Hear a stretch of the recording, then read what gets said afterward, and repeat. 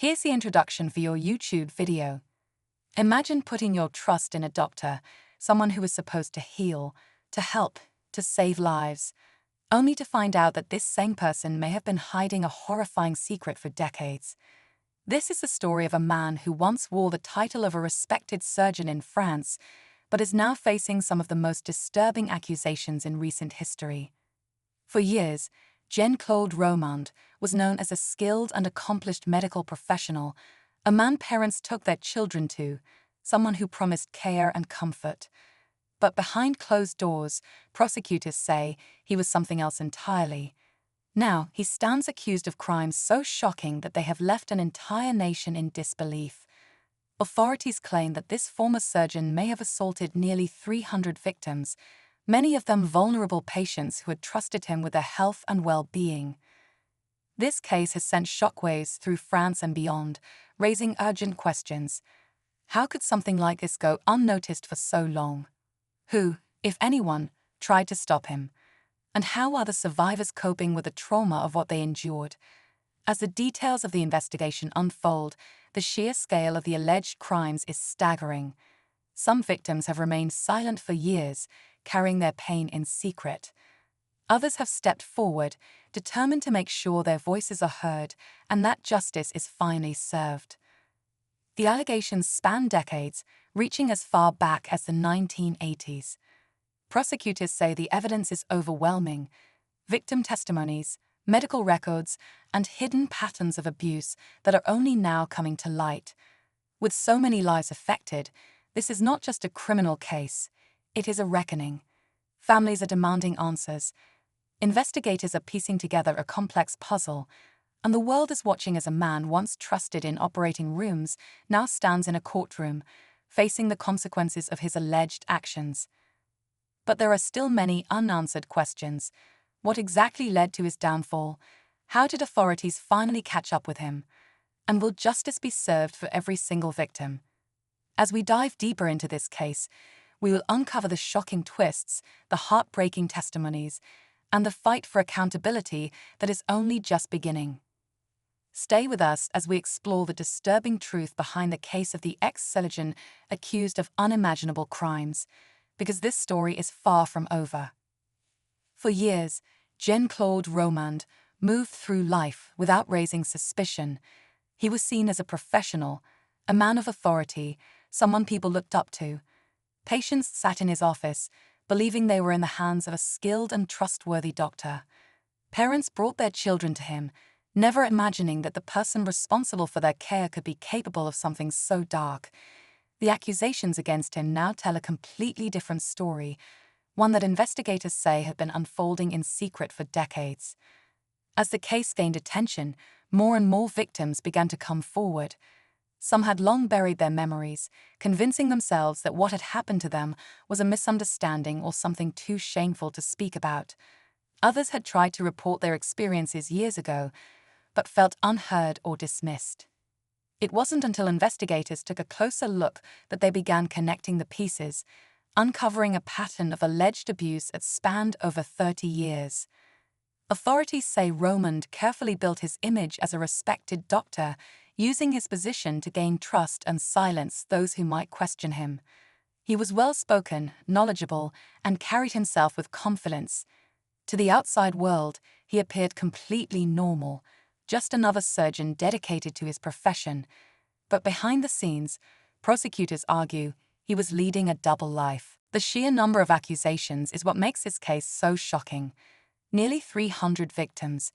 The scale is overwhelming, almost unbelievable. Some of the allegations stretch back to the 1980s, meaning that for decades, this alleged abuse may have gone unnoticed or unreported. The big question remains: how did he avoid getting caught for so long? Investigators now believe there were warning signs, subtle ones that might have been overlooked at the time. There were whispers, rumors, moments when someone may have felt uneasy but couldn't quite explain why. Some former colleagues have come forward, saying they had suspicions, but never enough proof to take action. Others wondered if hospital administrators ignored potential red flags to protect their own reputation. As prosecutors build their case, they are sifting through years of evidence, testimonies, and medical records. The survivors, many of whom are now adults, are sharing painful memories, each account adding another layer to the horrifying picture. Their courage is what has finally brought this case into the public eye. But even as the trial looms, there are still many unanswered questions. What exactly did investigators find that finally led to his arrest? Did anyone try to stop him before now? And how will the justice system handle a case of this magnitude? The truth is still unfolding, and the fight for justice is only just beginning. As the investigation deepened, the details became even more unsettling. Authorities started piecing together a timeline that painted a disturbing picture, one of a man who had allegedly exploited his position for decades, leaving behind a trail of victims who never imagined they were part of something so widespread. Survivors from different time periods, different hospitals, and different walks of life were now realizing they shared the same horrifying experience. For some, the memories were immediate and clear. They could recall the exact moment they felt something was wrong, the unease creeping in, but not knowing how to react. Others had buried the past, pushing it deep into their minds, only for it to resurface when news of Roman's arrest broke. Some questioned themselves. Had they misunderstood what had happened? Had they been overreacting? But when they saw how many others had gone through the same thing, the doubt disappeared. They weren't alone. The case was not just about one man. It was also about the system that allowed him to operate unchecked for so long. Investigators began looking into the hospitals and clinics where he had worked, searching for any signs that someone might have known but stayed silent. Were there complaints that had been ignored? Had colleagues seen anything suspicious? Some former co-workers admitted they had heard unsettling rumors over the years, but had never witnessed anything firsthand. Others described moments that, in hindsight, now seemed like missed warnings. Patients who refused to return for follow-ups whispered concerns that never led to action. Families of the victims were struggling to process the revelations. Many parents who had once trusted Romand with their children's care were now grappling with guilt, wondering how they had not seen the danger. Some were angry, not just at him, but at the institutions that had given him authority and legitimacy. How had he managed to build a career without someone stepping in to stop him? The legal battle ahead was expected to be long and complex. With nearly 300 alleged victims, the sheer volume of testimonies made this one of the largest cases of its kind. Prosecutors were preparing for a fight, knowing that Romand's defense would likely challenge every accusation. Could they prove a pattern of abuse that stretched across decades? Would the survivors get the justice they had waited for? Even as the case moved forward, the sense of unease lingered. Were there more victims who had yet to come forward? Had there been opportunities in the past to stop him that had been missed? The search for answers was far from over, and the full truth had yet to be revealed. As the trial date approached, the tension surrounding the case reached a breaking point. The sheer scale of the accusations made it one of the most significant criminal cases in recent history. Journalists, legal experts, and the public were all waiting to see how the court would handle the disturbing details that had emerged. Survivors were preparing to take the stand, knowing that their testimonies would be crucial in proving the accusations against Romand. But with so many years having passed in some cases, there were concerns. Would justice finally be served, or would the legal system fail them once again? Inside the courtroom, Romand remained composed, showing little emotion as the charges were read aloud. His defense team argued that some of the claims lacked concrete evidence, that memories could be unreliable, and that the media attention had influenced public perception. But the prosecution was determined to prove otherwise. They had gathered medical records, testimonies, and expert analyses that pointed to a long history of carefully hidden abuse. Every detail mattered now. The survivors had waited too long for this moment, and they were ready to speak. Outside, crowds gathered, holding signs and chanting for justice. The atmosphere was heavy with emotion, anger, frustration, and fear that the truth might not be enough. Families of the victims watched closely, some gripping old photographs of loved ones who had never spoken about their experiences but had carried the weight of them for years. Others stood in silent support, hoping that by coming forward, they could prevent something like this from happening again. As testimonies began, the courtroom fell into an uneasy silence. One by one, survivors recounted their experiences, some with shaking voices, others with a quiet but undeniable strength. Each story added to the weight of the accusations, painting a picture of a man who had built his life around deception. Some described the betrayal they felt, trusting someone they believed was there to help them. Others struggled to put into words the impact these experiences had on their lives. But no matter how painful it was to relive, they knew they had to tell their stories. Then, a critical moment in the case arrived. New evidence surfaced, something investigators had not revealed until now. It was a piece of information that could change everything, something so significant that even Romand, who had remained expressionless throughout much of the trial, finally reacted. The courtroom held its breath. What would happen next? Would this be the moment that sealed his fate? Or would the defense find a way to cast doubt, to shift the narrative once more? The tension was unbearable. The truth was closer than ever, but the final outcome was still uncertain. Just when it seemed like the trial had reached its most pivotal moment, another unexpected twist sent shockwaves through the courtroom. A new witness had come forward, someone no one had anticipated. The prosecution had kept their identity hidden until the last possible moment, and now, as they prepared to take the stand, even Romand seemed caught off guard. Whispers spread across the room as the witness walked forward. It wasn't a former patient, nor a survivor speaking out for the first time. It was someone from Romand's past, someone who had known him personally and had stayed silent until now. This individual, whose connection to Romand had remained unknown to the public, claimed to have knowledge that could change the entire course of the trial. The courtroom was still as they spoke.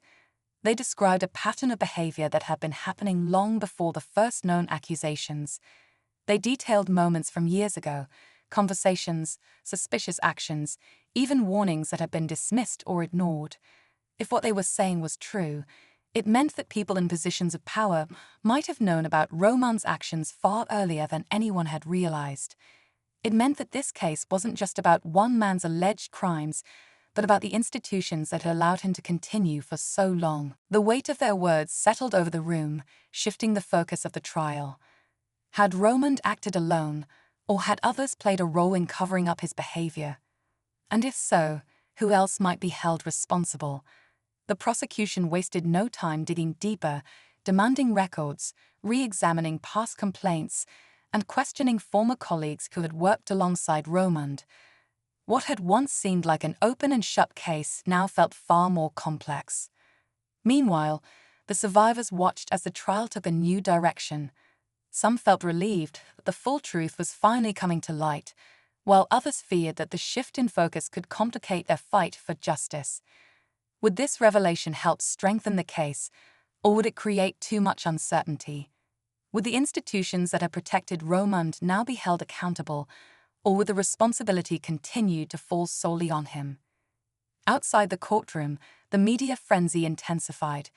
More people came forward, sharing stories not only about Romand, but about a system that had failed them. The pressure on investigators and legal officials grew stronger. There was no turning back now. The case had become bigger than anyone expected, and the final verdict would mean more than just one man's fate. It would be a moment of reckoning for an entire system that had allowed him to thrive in plain sight. As the trial neared its conclusion, the tension in the courtroom was overwhelming.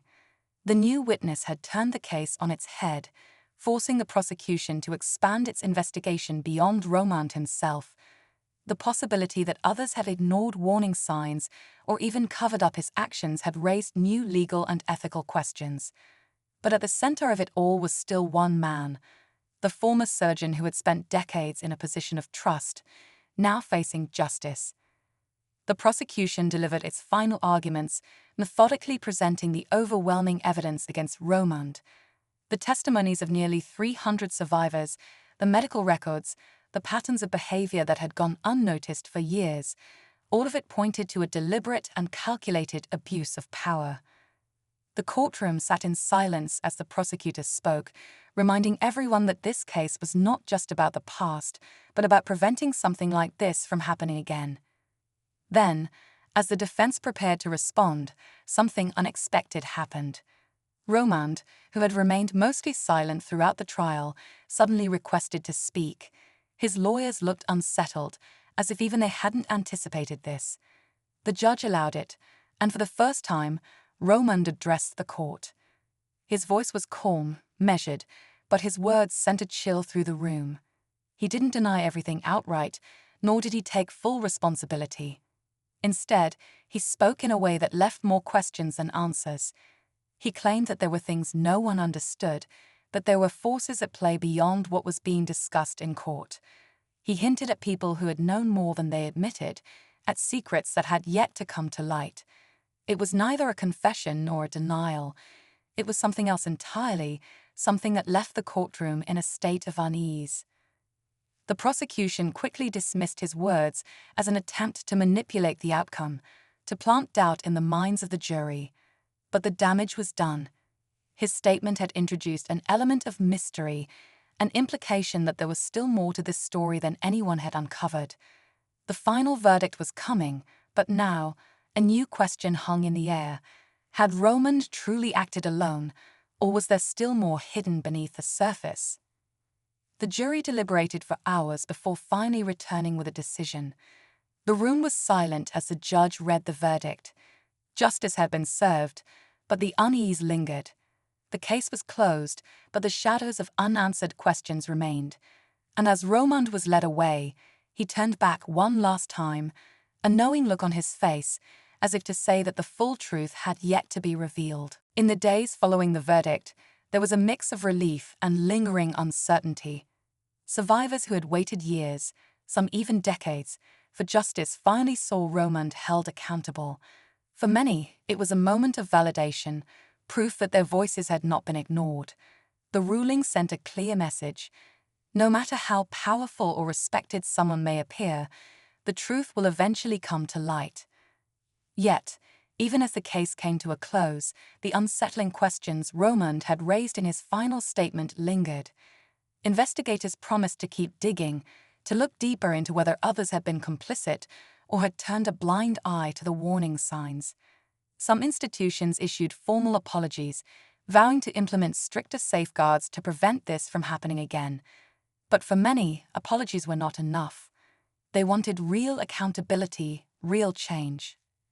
In the public eye, the case left a lasting impact. It reignited conversations about patient safety, the responsibility of medical institutions, and the importance of listening to those who come forward with concerns. Families who had once trusted the system now demanded more transparency. The case had started with one man's crimes, but it ended as something much bigger, a call to action to ensure that no one else could exploit their position in the same way. For the survivors, healing would take time. Some chose to step away from the spotlight, hoping to rebuild their lives in private. Others became advocates, determined to use their experiences to protect future generations. The journey was not over for them, but at least now, they no longer had to carry their stories in silence. As for Romand, he disappeared behind prison walls, but the mystery he left behind remained. His final words still echoed in the minds of many. Had he spoken the truth, or had he simply been trying to create doubt? The case was officially closed, but in the shadows, some still wondered. Was this truly the end of the story, or was there more left to uncover?